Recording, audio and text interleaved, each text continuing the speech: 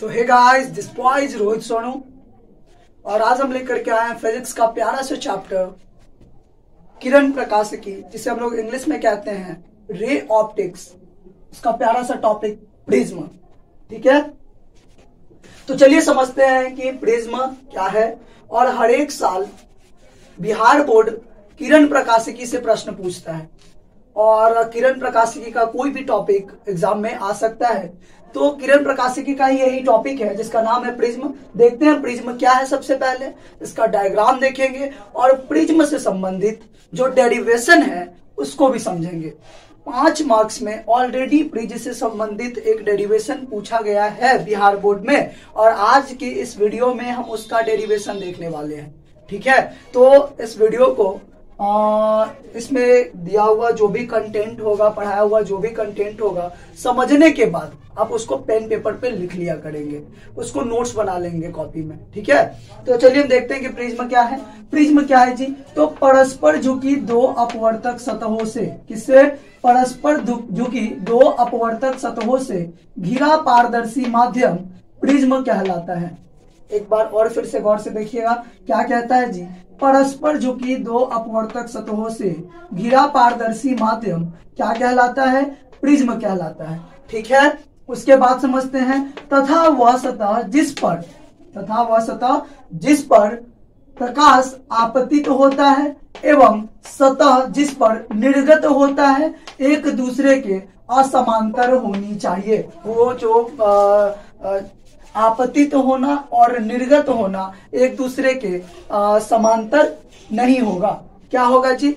असमांतर होना चाहिए। ठीक है, तो हिंदी माध्यम के हम डेफिनेशन को समझ गए कि प्रिज्म क्या है। अब समझते हैं इंग्लिश में क्या कहता है। तो prism is a transparent medium bounded by refracting surfaces. क्या कहता है जी? Prism is a transparent medium bounded by refracting surfaces such that the incident surface on which light ray is incidenting, क्या कौन सा इंसिडेंट सरफेस है जी?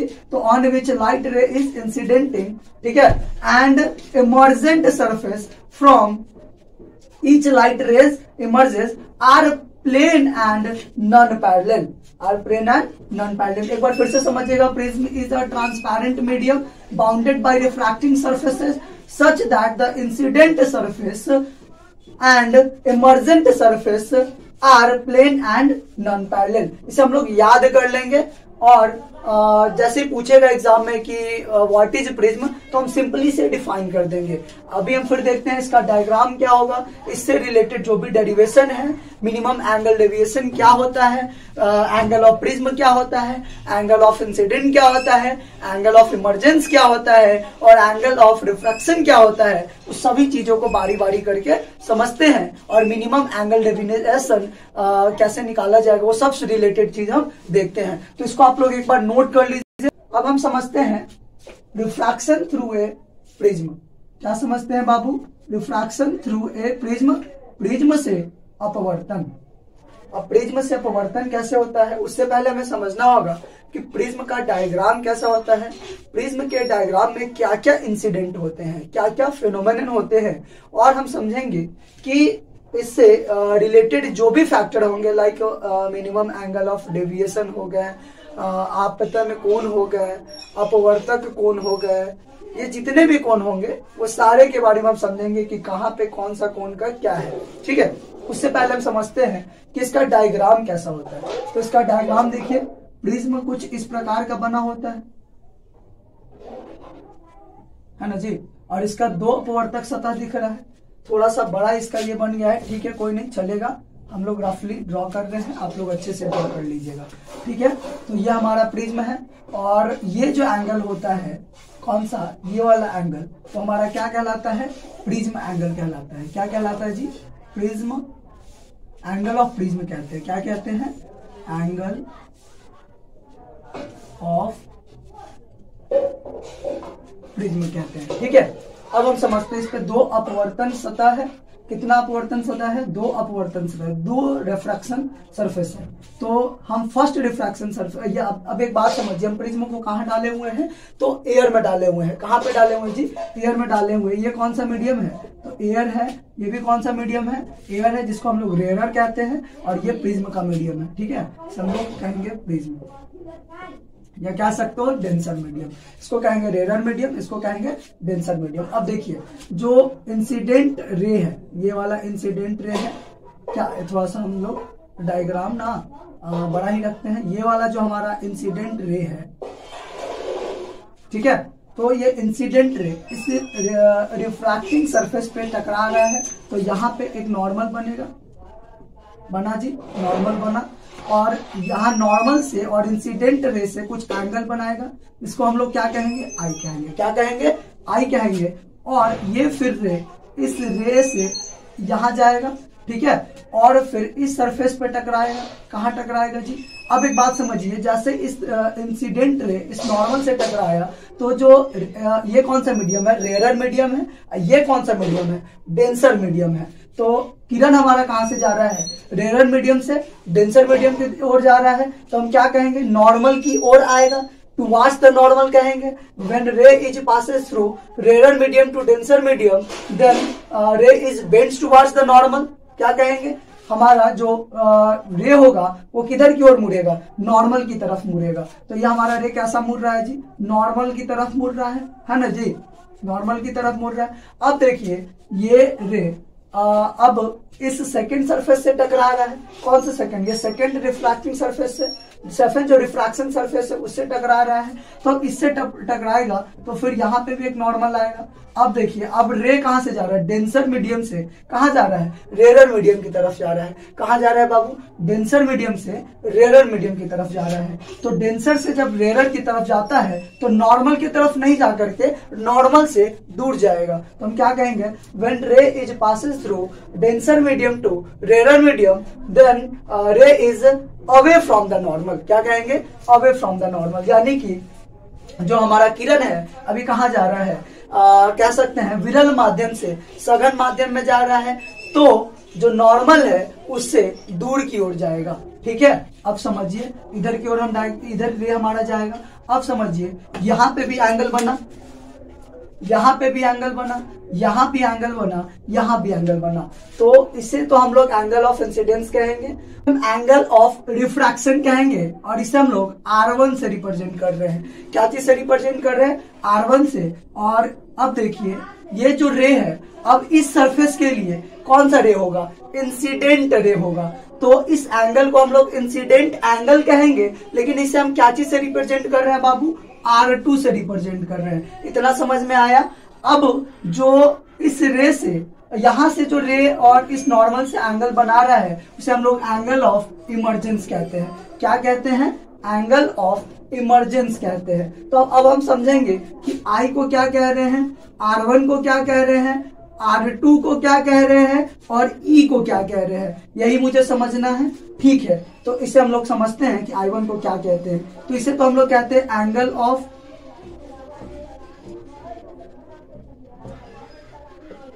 Incidence,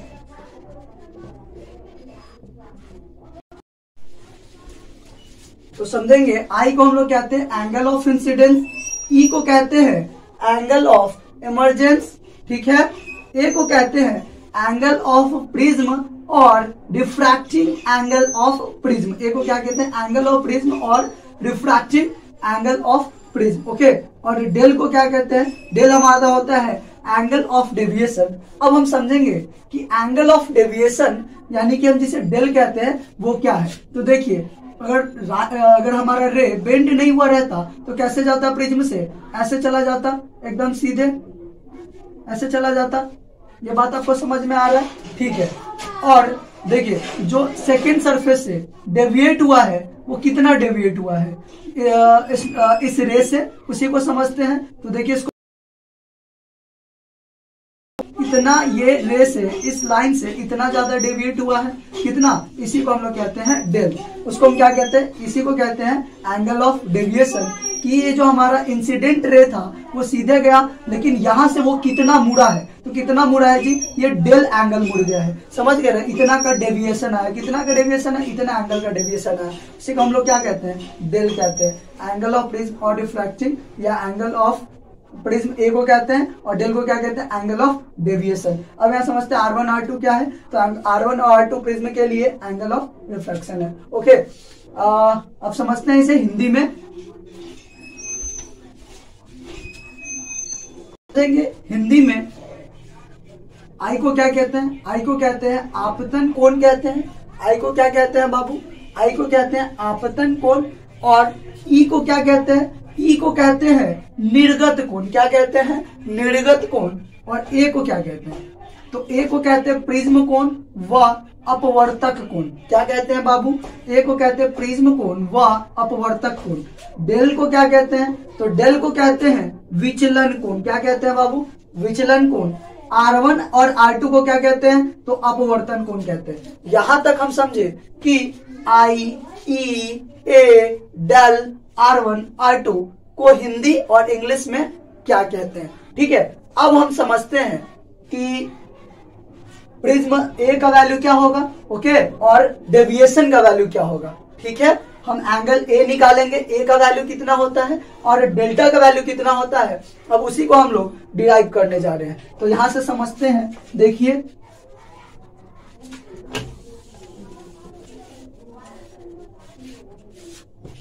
यहां पे आपको ये चीज दिख रहा होगा, ये एंगल दिख रहा है और ये एंगल दिख रहा है और ये एंगल दिख रहा है। तो आप यहां से एक चीज देख रहे हैं, यही वाला एंगल है और ये रे इसी का गया हुआ है और ये रे इसी का गया हुआ है। तो इस एंगल आई को इस टोटल एंगल के बराबर कह सकते हैं जी। देखिए, ये वाला गया है रे और ये वाला ऐसे रे गया है और एक रे ऐसे है, तो इस एंगल को तो हम लोग क्या कह रहे हैं जी, इस एंगल को कह रहे हैं R1 कह रहे हैं और इस एंगल को क्या कह रहे हैं, आई कह रहे हैं। तो क्या हम इस एंगल को, इस टोटल एंगल को इस आई के बराबर कह सकते हैं, कह सकते हैं ना जी। तो देखिए, अगर हम इसे क्या मानते हैं, इसको अगर हम मानते हैं, क्या मानते हैं, θ1 मानते हैं, तो क्या लिख सकते हैं, आई बराबर R1 प्लस θ1, R1 प्लस θ1। तो θ1 हमारा क्या निकलेगा, तो θ1 यहां से हमारा निकलेगा I माइनस R1। क्या निकलेगा, θ1 हमारा I माइनस R1। तो हम इस एंगल को क्या लिख सकते हैं, इस एंगल को हम θ1 कहे हैं ना, क्या कहें, θ1। तो θ1 का वैल्यू कितना निकला है, I माइनस R1 निकला है। यहां से हम लिख सकते हैं θ1 बराबर I माइनस R1। समझ में आया, ये चीज समझ में आया, सबको आया। हम क्या किए हैं, यहाँ देखिए, हम ये क्या किए हैं, ये रे है और ये वाला रे है। तो हम यहाँ से थोड़ा सा डायग्राम को साफ कर देते हैं पहले एक बार। ये एंगल को जोड़ करके इस एंगल के बराबर होगा वर्टाइसेस अपोजिट एंगल। ठीक है, तो ये आई बराबर हम कह सकते हैं ये एंगल प्लस ये एंगल। तो अगर हम इसे θ1 कहते हैं तो क्या लिख सकते हैं, R1 प्लस θ1 बराबर क्या, आई। तो θ1 बराबर हम क्या लिख सकते हैं, I माइनस R1।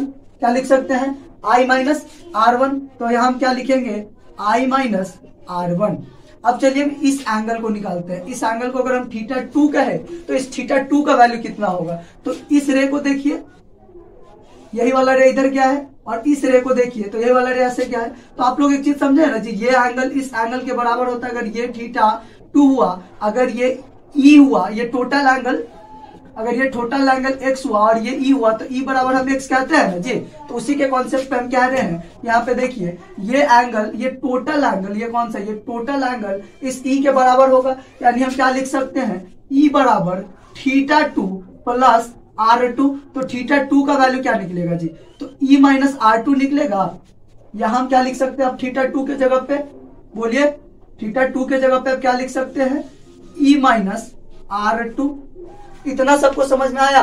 देखिएगा हम कैसे इस एंगल को क्या लिखे, I माइनस R1 कैसे लिखे हैं, इसको हम θ1 मान लिए हैं और कहें कि θ1 प्लस R1 को I के इक्वल कर सकते हैं वर्टाइसेस अपोजिट एंगल से। तो क्या हो गया, R1 plus θ1 is equal to I। तो θ1 बराबर कितना निकला, I माइनस R1। यहाँ पुट कर दिए, इसको हम बोले θ2, तो क्या बोले, वर्टाइसेस अपोजिट एंगल से, वर्टाइसेस अपोजिट एंगल से क्या हो गया, E बराबर 2 प्लस R2 के बराबर हो गया। तो यहां से हम θ2 का वैल्यू निकाले तो क्या निकला, θ2 बराबर E माइनस R2 निकल गया। यहां तक सबको समझ में आ गया है जी। अब हम यहाँ पे एक ट्रायंगल को कंसीडर करते हैं।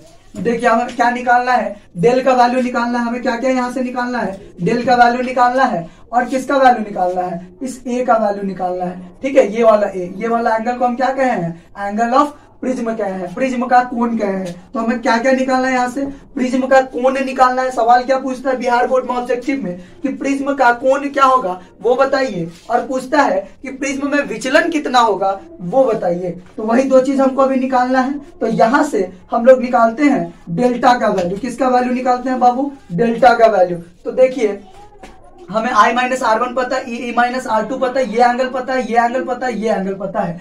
तो क्या हम लोग त्रिभुज, देखिए एक यहाँ पे हम आपके साथ एक कॉन्सेप्ट ड्रिल किए हुए थे पहले भी डेरिवेशन में। क्या कॉन्सेप्ट ड्रिल किए थे जी, तो देखिए इस प्रकार से ऐसा त्रिभुज था, ठीक है, और ये कोण था, ये कोण था, ये कोण था, ये कोण था। ठीक है, इस त्रिभुज में दो कोण पता था मुझे। कौन सा, ये वाला कोण पता है। कौन सा कोण पता है, R1 पता है।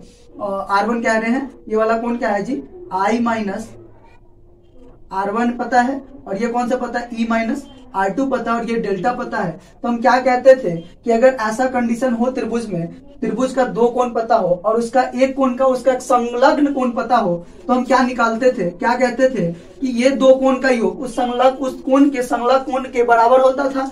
तो क्या क्या लिखेंगे यहाँ पे, I minus R1 plus E minus R2 बराबर डेल्टा। ये बात समझ में आ रहा है, I minus R1 plus E minus R2 बराबर क्या, डेल्टा। तो क्या हो जाएगा जी, क्या हो जाएगा बताइए। तो हम क्या लिख सकते हैं, I plus E minus R1 minus R2 बराबर डेल्टा। ये पता चला हमें। तो यहां से हम क्या लिख सकते हैं, क्या लिख सकते हैं बोलो। तो यहां से हम लिख सकते हैं I plus E minus common ले ले, माइनस कॉमन लेंगे तो क्या बनेगा, R1 प्लस R2 बराबर डेल्टा। तो क्या पता चला बच्चों, यहाँ पे क्या पता चला, I plus E minus R1 plus R2 बराबर डेल्टा। डेल्टा का मान हमें पता चल गया, इसका मान पता चल गया, डेल्टा का मान पता चला गया। अब हमें एक्चुअल में निकालना है कि R1 प्लस R2 के जगह पे हम क्या डाल सकते हैं। डेल्टा का वैल्यू पता है लेकिन ये अभी इनकम्प्लीट है, इसे हम लोग कंप्लीट करते हैं। तो एक और इक्वेशन हमें लिखना पड़ेगा। इस इक्वेशन को हम समीकरण 1 मान सकते हैं। क्या मिला है, I plus E minus R1 plus minus of R1 plus R2 बराबर डेल्टा। हमें एक इक्वेशन मिल गया। अब हम एक और इक्वेशन लिखते हैं तो हमें कंप्लीट डेल्टा का वैल्यू मिल जाएगा और वहां से ही मुझे A का वैल्यू मिल जाएगा। अब इसे मिटा लीजिए, इसे हम मिटाते हैं, आप लोग नोट कर लीजिए। ठीक है, इसको मिटा लेते हैं। पहले हमें क्या पता है, आप लोग ये याद रखिएगा, I plus E minus R1 plus R2 is equal to delta. समीकरण 1 है। सबसे पहले हम समीकरण 1 को लिख देते हैं। चलिए समीकरण 1 क्या दिया हुआ है जी, तो समीकरण 1 दिया है I plus E minus R1 plus R2 बराबर डेल्टा। ये हमारा क्या है, समीकरण 1 है। अब देखिए हम एक समीकरण 2 कहां से लिख सकते हैं, तो इस डायग्राम को देखिए। कौन से डायग्राम को देखिए जी, ये वाला डायग्राम को देखिए।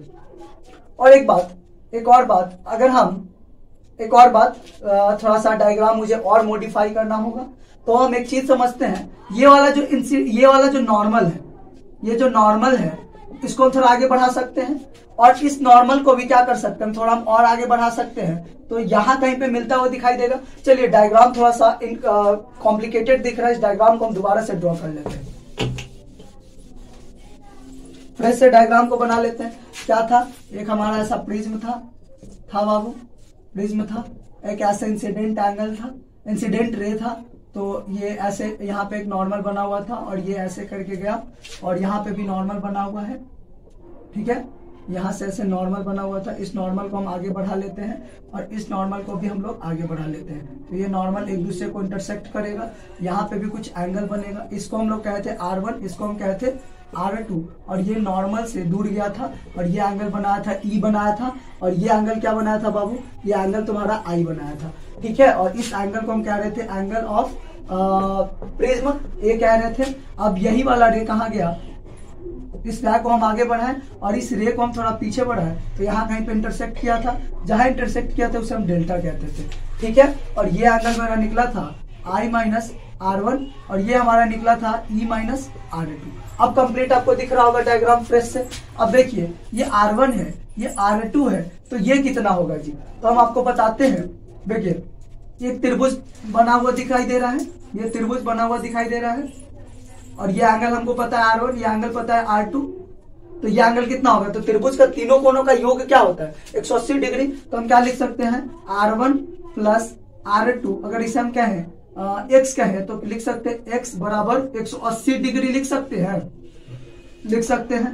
तो क्या निकला x बराबर 180 डिग्री में से घटाएंगे किसको, R1 प्लस R2 को, ठीक है। तो हमको वैल्यू इतना मिल जाएगा। तो हम क्या निकाले x बराबर इतना। इस x को कहां पुट करेंगे, यहां पुट करेंगे, पुट कर दीजिए। क्या निकला 180 डिग्री माइनस क्या बना R1 plus R2, 180 degree minus R1 plus R2, ये चीज हमको मिल गया है, ठीक है। इसको मिटा लेते हैं। तो हमको ये एंगल पता चल गया, कितना पता चला 180 माइनस R1 प्लस R2। अब देखिए, अब यहां से कहानी नया स्टार्ट होता है। देखिए आपको यहाँ पे अगर इसको हम ऐसे देखें और इसको ऐसे देखें तो ये चार हमारे एक पैरेललोग्राम टाइप का दिख रहा है जी, तो तरबूजाकार का, एकदम से तरबूजाकार नहीं है लेकिन उसके शेप में एक चीज बनता हुआ दिखाई दे रहा है। देखिए ऐसे बनता हुआ दिखाई दे रहा है, दिखाई दे रहा है ना जी, ठीक है, इतना हमें दिखाई दे रहा है। और हमें ये एंगल पता है, ये एंगल हमें पता है, ये एंगल कितना है वो हम निकालते हैं, ये एंगल लेकिन हमें पता है, ये एंगल ए है और ये एंगल क्या पता है 180 degree minus R1 plus R2, ये पता है 180 degree minus R1 plus R2। अब ये देखिए ये क्या है हमारा जी, नॉर्मल है, तो क्या ये इसके ऊपर 90 डिग्री बना रहा होगा, ये एंगल कितना बना रहा होगा 90 डिग्री बना रहा होगा। और ये वाला भी नॉर्मल है, तो ये इससे कितना डिग्री बना रहा होगा 90 डिग्री बना रहा होगा। तो हम क्या कहेंगे, ये जो नॉर्मल का ही रेखा आया है तो हम कहेंगे इस पे कितना डिग्री बना 90 डिग्री, ये कितना बना होगा 90 डिग्री। तो हम क्या लिख सकते हैं, अब इसका चारों कोनों का योग किसके बराबर होता है 360 डिग्री के बराबर होता है। तो हम क्या लिख सकते हैं कि a प्लस ये कितना डिग्री है 90 डिग्री है, ये कितना डिग्री 90 डिग्री है। तो क्या लिख सकते हैं angle of prism a plus 90 degree plus 90 degree plus 180 minus क्या बना R1 प्लस R2, यही निकला हुआ है। और ये किसके बराबर कह रहे हैं 360 डिग्री के बराबर कह रहे हैं। तो ये कितना हो जाएगा 180 हो जाएगा और 180 कितना हो जाएगा 360 हो जाएगा। तो क्या बनेगा a प्लस 360 डिग्री माइनस क्या minus R1 plus R2 is equal to कितना 360 डिग्री। अब ये 360 डिग्री उस पर जाएगा तो और ये वाला उस पर जाएगा तो क्या हो जाएगा 360 degree minus 360 degree plus R1 plus R2, यही बना है जी, यही तो बना है। देखिए ना a बराबर 360 degree minus 360 degree plus R1 plus R2। तो क्या हम इसको इससे काट कर सकते हैं, 0 आएगा। क्या बचा a क्या निकला, तो a हमारा निकला है R1 प्लस R2। तो ये भी चीज डिराइव हो गया कि एंगल ऑफ प्रिज्म का मान कितना होता है। तो एंगल ऑफ प्रिज्म का मान a बराबर R1 प्लस क्या होता है R2 होता है। ये बात समझ में आया मेरे लाल बाल गोपाल। देखिए अभी तक बहुत ज्यादा कॉम्प्लिकेटेड था, आप इस वीडियो को बहुत बारीकी से देखिएगा, ठीक है। तो हमारा एंगल ऑफ प्रिज्म निकल गया और हमें इक्वेशन पहले निकाले थे, इसको मिटा देते हैं, आप इसको नोट कर लीजिएगा, मिटा देते हैं। अब समझिए हम क्या कह रहे हैं, एंगल ऑफ प्रिज्म तो हमारा निकल गया, हमें निकाला था एंगल ऑफ डेविएशन भी। तो एंगल ऑफ डेविएशन का भी हम एक रिलेशन लिखे हुए थे, क्या लिखे हुए थे जी, तो डेल्टा बराबर हुआ था I प्लस ई, क्या हुआ था I plus E minus R1 plus R2, क्या यही हुआ था I plus E minus R1 plus R2, ठीक है। इतना बात समझ में आया। और अभी हम क्या निकाले हैं जी, a बराबर R1 प्लस R2, इसको हम समीकरण 2 कह सकते हैं ना, तो समीकरण 2 कहेंगे।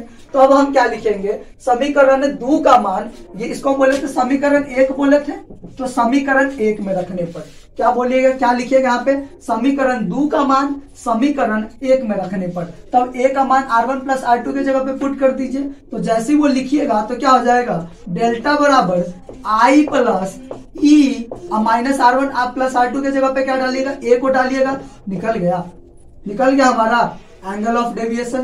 क्या निकला, i प्लस ई माइनस ए। क्या निकाले बाबू, i प्लस ई माइनस ए। इतना बात समझ में आया। हम अभी क्या डिराइव किए हैं, एंगल ऑफ प्रिज्म का मान, और क्या डिराइव किए हैं, एंगल ऑफ डेरिवेशन। वो क्या हुआ, angle of prism r1 plus r2, और एंगल ऑफ डेविएशन क्या निकाले हैं, i प्लस ई माइनस ए। ठीक है, इतना समझ में आया। अब हम क्या डिराइव करेंगे, मिनिमम एंगल डेविएशन से क्या कॉन्सेप्ट निकल के आता उसके बारे में। ठीक है, तो उसको हम समझते हैं। उससे पहले इस वीडियो को नोट कर लीजिए।